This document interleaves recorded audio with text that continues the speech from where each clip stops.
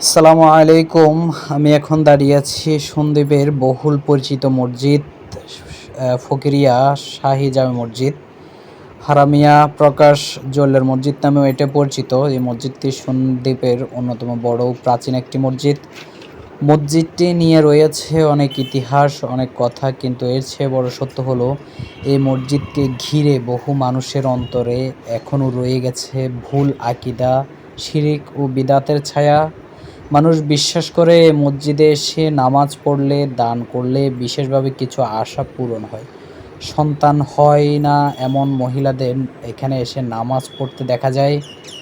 আশীর্বাদ স্বরূপে মসজিদকে তারা মনে করে। এমনকি কেউ কেউ মনে করে মসজিদের পাশে নামাজ পড়লে মিলবে বিশেষ ফজিলত। এই বিশ্বাস কোরআন ও সুন্নাহর আলোকে ভুল এবং শিরকের ধারা উন্মুক্ত করা, যেখানে স্পষ্ট করে রাসূল সাল্লাল্লাহু আলাইহি ওয়াসাল্লাম বলে দিয়েছেন, তিনটি মসজিদ ছাড়া কোনো মসজিদ সফরের উদ্দেশ্যে বিশেষভাবে যাত্রা করা বৈধ নয়। এটি একটি হারাম। তা হলো মসজিদুল হারাম, মসজিদুল নববী এবং মসজিদুল আকসা। এই তিনটি মসজিদ ছাড়া পৃথিবীর সব মসজিদেই ইবাদতের সওয়াব সমান।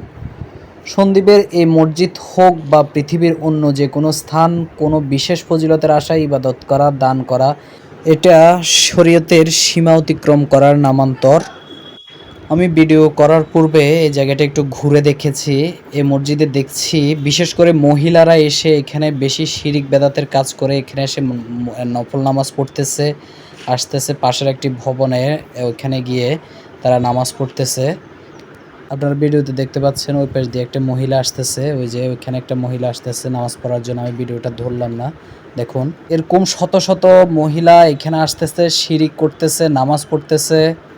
এই ধরনের বিশ্বাস মানুষকে ধীরে ধীরে আল্লাহর উপর ভরসা হারিয়ে দেয়। জায়গা, জমিন, গম্বুজ, মিনার ভরসা করতে শিখিয়ে দেয়। এটাই হলো শিরিক। আল্লাহর সাথে অন্য কিছুকে ইবাদতের উদ্দেশ্যে জায়গা দেওয়া। আল্লাহ আমাদের এই ভুল বিশ্বাস থেকে হেফাজত করুক। চলুন আপনাদেরকে মসজিদের ভিতরে অংশটি একটু ঘুরিয়ে দেখাই, দেখেন একটু ভিতরে।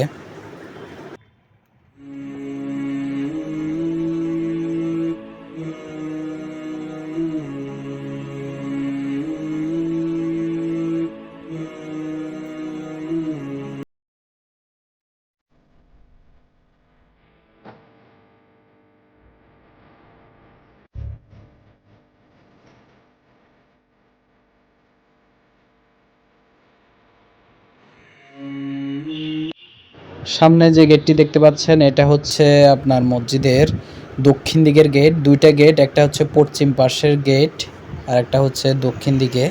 মসজিদে প্রবেশের দুটি গেট রয়েছে, এটা হচ্ছে দক্ষিণ পাশের গেটটি। সর্বশেষ একটি কথা বলতে চাই, প্রিয় ভাই ও বোনেরা, ইবাদত একমাত্র আল্লাহর জন্য। এই এবং যেভাবে তিনি নির্দেশ দিয়েছেন সেভাবে নফল হোক, ফরজ ইবাদত হোক, কেবল আল্লাহর সন্তুষ্টির জন্য, না কোনো স্থান বিশেষের জন্য, না কোনো চাহিদা পূরণের মোহে পড়ে। আসুন আমরা তাওহীদের পথে ফিরে যাই, আল্লাহর সন্তুষ্টি অর্জন করি শুধু কোরআন ও সহিহ হাদিসের আলোকে।